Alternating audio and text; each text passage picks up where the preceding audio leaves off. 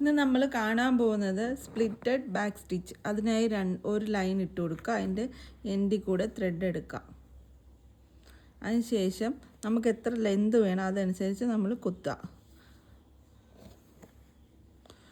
ഇത് കുത്തിയതിന് ശേഷം ഇതിൻ്റെ നടുക്ക് ഭാഗത്ത് കൂടെ, അതായത് ഈ ത്രെഡിൻ്റെ നടുക്ക് ഭാഗത്ത് കൂടെ നമ്മൾ ഈ നീഡിലിനെ പയ്യെ മുകളിലേക്ക് എടുക്കുക. അതിനുശേഷം സെയിം ഇവിടെ എന്താ പ്രോസസ്സ് ചെയ്ത് അതുപോലെ തന്നെ ഇവിടെയും അതേ ലെന്തിൽ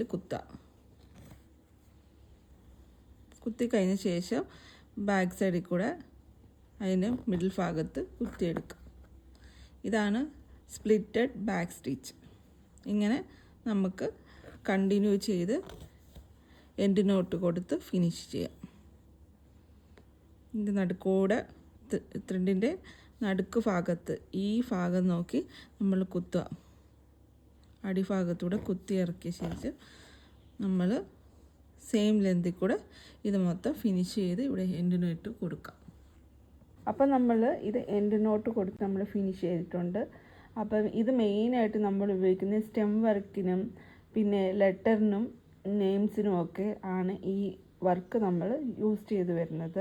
ഈ ബാക്ക് സ്റ്റിച്ചിൻ്റെ ഒരു വേരിയേഷൻ സ്റ്റിച്ചാണ് സ്പ്ലിറ്റ് ആൻഡ് ബാക്ക് സ്റ്റിച്ച്.